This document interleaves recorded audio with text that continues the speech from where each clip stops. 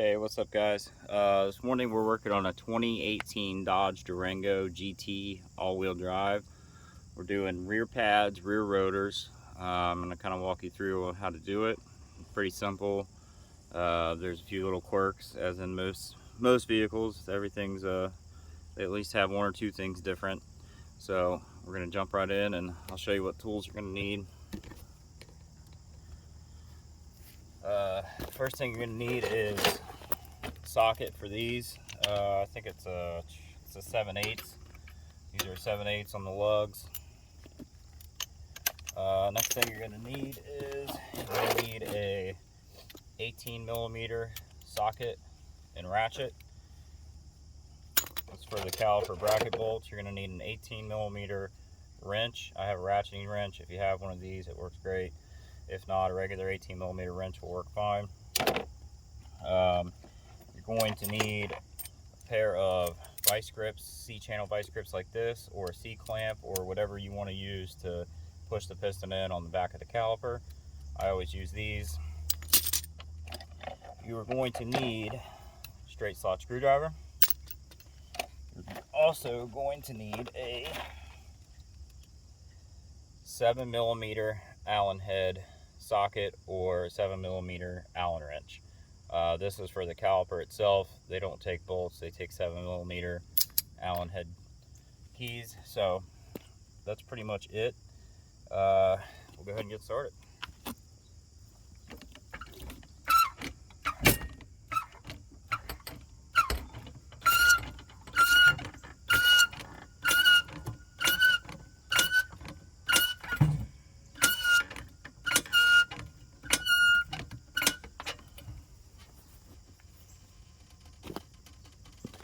Alright, got that jacked up. Go ahead and take this wheel off here.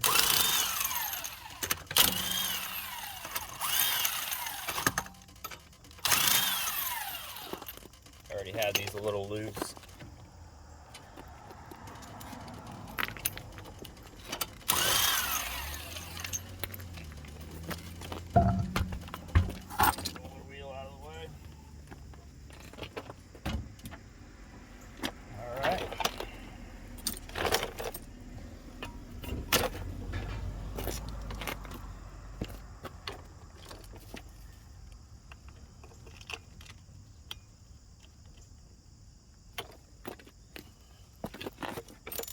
Thing we're going to need is our safety stand.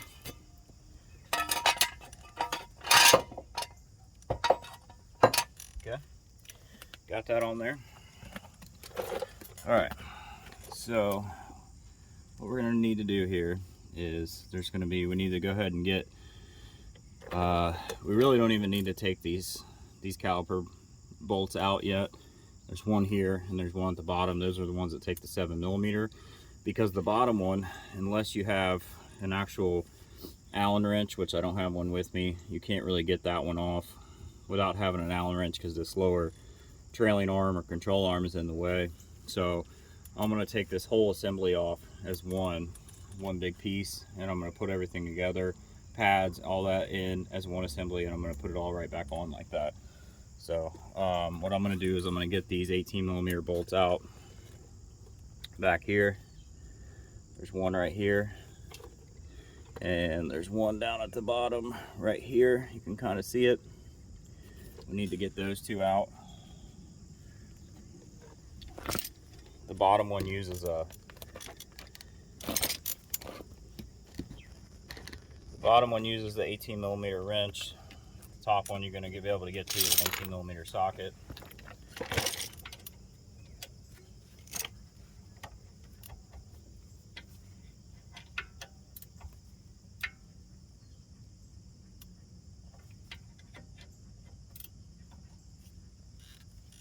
Hammer.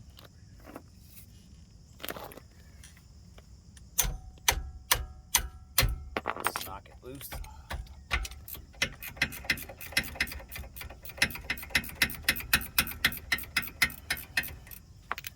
Alright, get this bottom one loose, or this top one loose.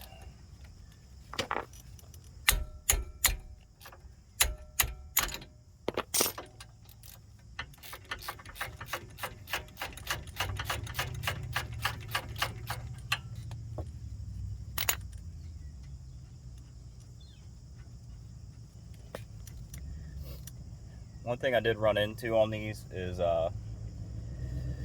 if you're doing this at home by yourself, that's going to ask you if it has vented or solid rotors. I'll show you in just a second what the difference is.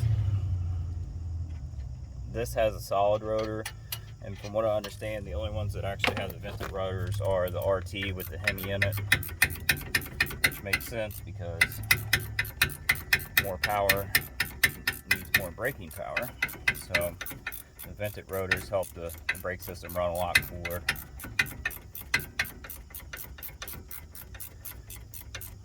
This is not an RT though, this is the GT model. So get this last bolt out. Okay. So there we have our 18mm bolts are out. The caliper is going to come right out of there. Might need a little love tap. There we go. Set that up here out of the way. So you can tell if it has vented or solid rotors. You can see this is solid. There's no vents in the top. I'll show you the front. So if you look at the front rotors in here, you can see that there's vents running through the middle of the rotor right here. Those help the rotor run cooler. They kind of help the heat dissipate. So if you're running into that problem or you're not sure, now you know. Alright, next thing we need to do is there's this little O-ring right here, and I'm pretty sure that Dodge put this on there from the factory to kind of hold the rotor in place while they're assembling everything, kind of similar to how a lot of Hondas and Hyundais have the screws in them. Those are put in at the factory to hold the rotor in, so then they can assemble everything else easily without the rotor popping off of there. And I'm pretty sure that that's what these little O-rings are for. So you just need to kind of get in there with a pick or a screwdriver or whatever you have and just pop it out of there.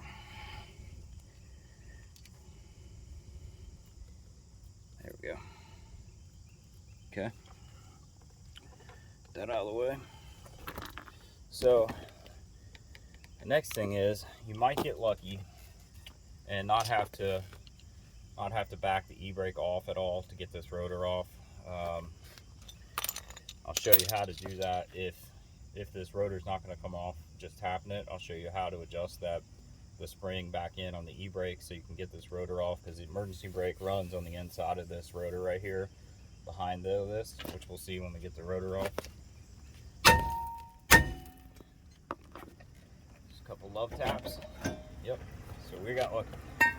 A lot of times that's not going to be that easy.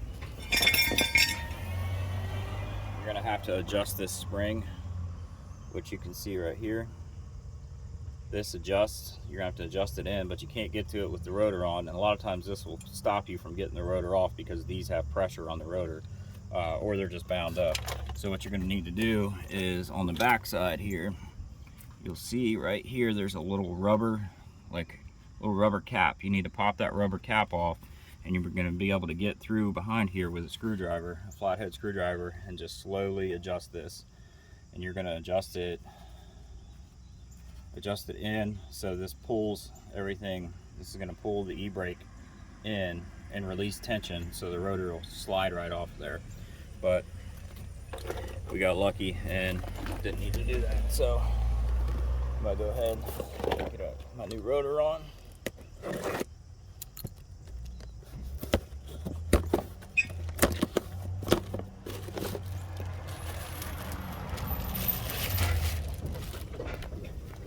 It's just going to slide right on, like so.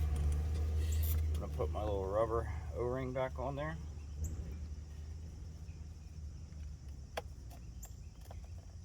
Okay.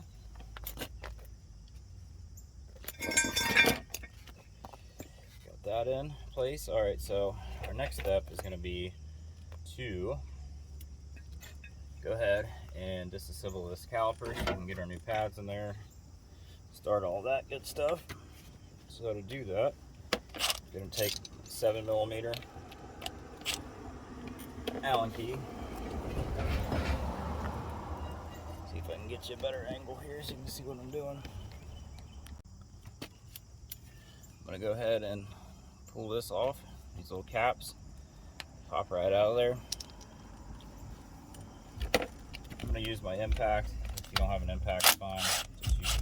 Just use a ratchet or a regular 7mm Allen key. Okay. Take the screwdriver, kind of pry these back a little bit, like so. There we go.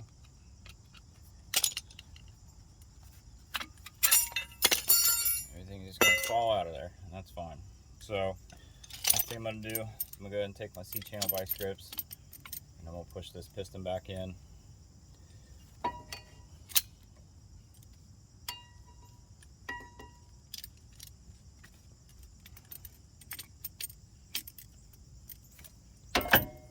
Set it up here so I can get a better shot at it.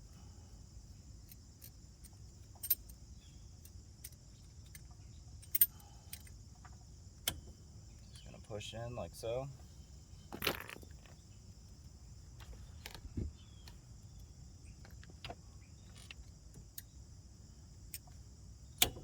Just going to keep pushing it in.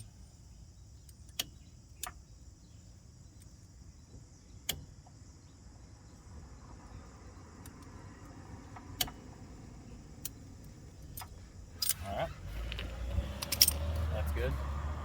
So, next thing I'm going to do is I'm just going to go ahead and pop this out of here. This old brake pad just pops out like that. Get my new one.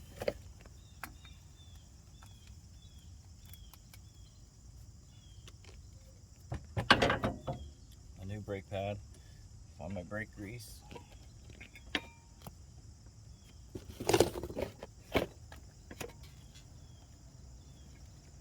Sure where it went.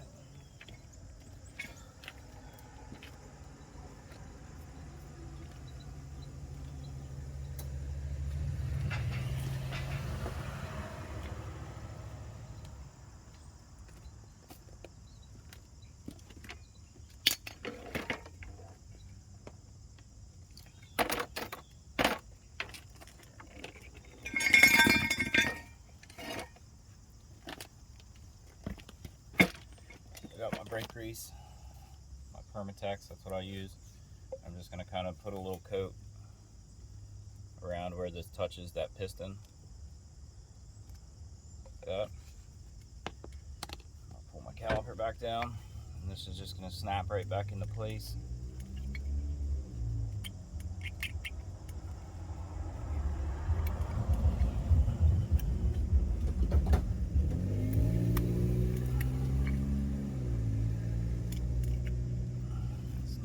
Take a little persuasion, get back in there. There we go. Okay. So I got that back in place. So next thing I'm going to do is we're going to reload this caliper all as one piece. So what I need to do is need to see how this is going to bolt up. So it sits in here like this.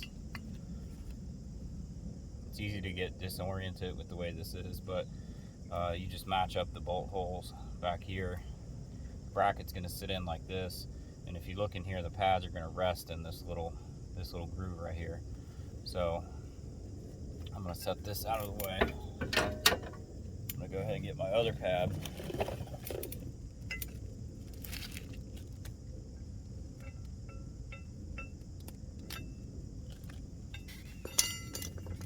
Again, I'm going to take my grease, put a nice coat right here. Okay. And I'm going to set this pad. It's going to go in like this. It's going to set in there. Look at the way it sits in that groove. It just rests in there. So I'll put my caliper back down. I'm going to set this all right in there like that. See how it just set in there. There you go. I'm going to take my, go back in. Gotta be careful not to cross thread these. They are really easy to cross thread. So I got that all bolted up.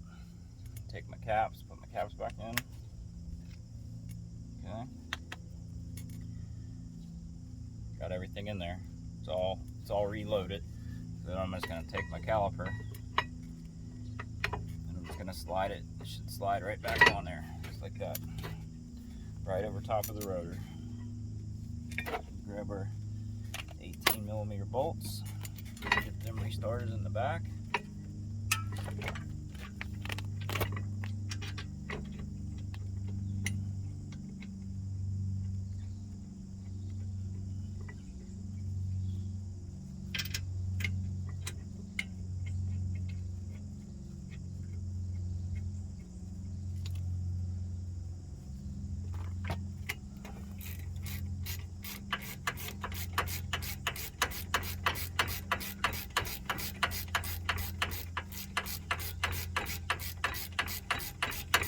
Get everything tightened up.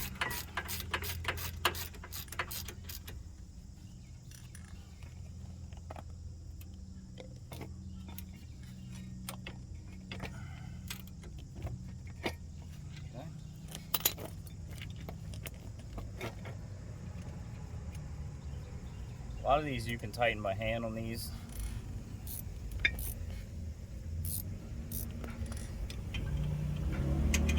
Kind of save you some time.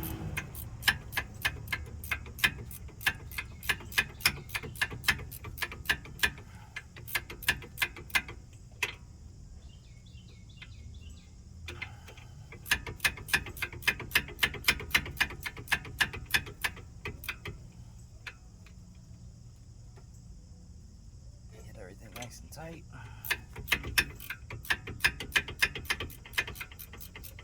It's almost there.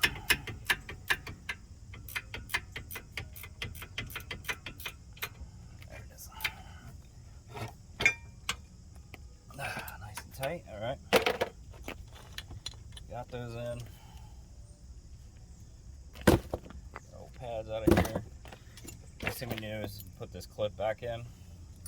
Just snaps right into here. Just snaps, bam, all snapped in. That's pretty much it. It's all back together. Next thing I'm gonna do is I'm gonna go ahead and put my wheel back on. I'm gonna go in, I'm gonna start the vehicle. I'm gonna pump the brakes up real good before I put it into gear.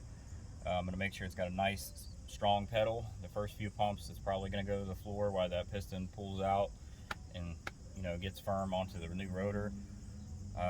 Once I got a good pedal, good brake pedal in there, I'm going to check the brake fluid, make sure it's filled up, and I'm going to take it for a test drive and it should be good to go.